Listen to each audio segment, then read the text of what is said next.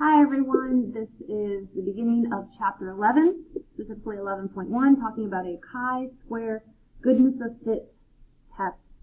Now, what the heck is a chi-square goodness of fit test? Well, it is a test where you compare an observed distribution to a hypothesized one. So you should be filling in these blanks on your skeleton note sheet. Now, what makes this different than things we've done in the past? We are not estimating a population parameter anymore, right? We are just comparing an observed distribution to a hypothesized one. Now, we still have our hypotheses. We're still basically going to be doing kind of like a hypothesis test, but it's going to be called a chi-square test as opposed to a significance test. So we still have our hypotheses, but they're going to be written in a very different way. For a goodness of fit test, which is what this whole section is about, we are going to write them in such a way that either the specified distribution of the categorical variable is correct, or, for the alternative, the specified distribution of the categorical variable is not correct. So these are all going to be two-sided tests.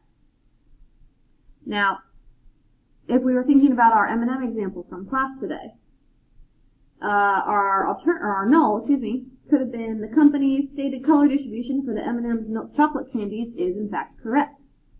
But the alternative would be that the company's stated color distribution is not correct.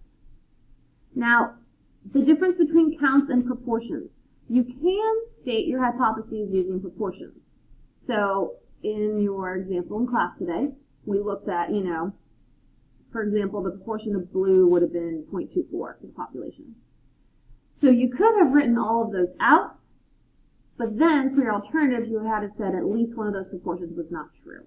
So even though you can state your hypothesis for your null and your alternative with proportions, we're never actually going to use them when we carry out the test.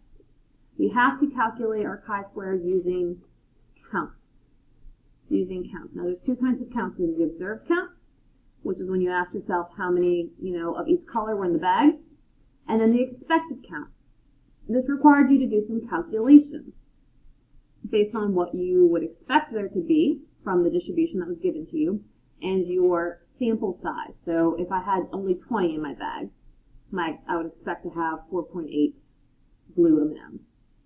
Now when it comes to expected counts, it's kind of like the expected value or the mean. It's not always going to be a whole number because it represents on average what you'd expect to get with many samples. So do not round your expected counts. This is very important. So if we're going to go and calculate our chi-square statistic, our chi-square statistic is a measure of how far the observed counts are from the expected counts. It's kind of like standard deviation. Now, the formula is given right here. I believe this is on our formula sheet. It's the sum of our observed minus our expected squared over the expected count, where the sum is over all possible values of the categorical variable. Now, you don't actually square chi-square. Okay, it just happens to have a square there. When you calculate your chi-square, it will always either be 0 or positive. Why is that? When you square numbers, they always end up positive, and a positive divided by positive values will give you positive values. So if you have a small chi-square statistic, that suggests that the data is consistent with your null. Larger values suggest that there's evidence against your null. Now, we need to know our p-value for chi-square to know how likely it was to happen by chance. So the same way to interpret our p-value as before. What's the chance the probability that this happens by chance alone? So let's talk a little bit about what the distribution looks like. We've talked about normal distributions, we've talked about t-distributions, we've talked about binomial distributions. We're going to look at a chi-square distribution. A chi-square distribution is like a family of distributions, kind of similar to the t-distribution. It changes depending on what your degrees of freedom are. Chi-square only takes positive values, so if you look at your x-axis down here, it starts at 0 and increases. It does not go below that. It is always going to be right skewed. Okay, so we see our tail that goes this way. And our goodness of fit test uses degrees of freedom, 1 minus the number of categories. When we get to two-table tests, there's going to be a different way to calculate degrees of freedom, but since this is just a one-way table, we can just use number of categories minus 1. So, say you've done your math, you've used your formula here to calculate your chi-square statistic, yada, yada, yada. Now you want to find your p-value. There are two ways to do this, so I'm going to give you an example. If your degrees of freedom is 5, and your chi-square value that you calculated was 10.18, okay? You can use that new table that I gave you today. So you find your degrees of freedom, which is 5, and you find where your value falls in between. So our p-value is somewhere in between 0.5 or 0.05 and 0.1. So somewhere in there. The other way that's a little bit more accurate, gives you a better value, is using your calculator. Just like we have normal CDF and T-CDF, we now have chi-squared CDF. So under that second bars, and you enter in your chi-square value, some really large number because it's always going to be to the right, and then your degrees of freedom. So for our instance, it was 0.0702. So that's how you find your p-value.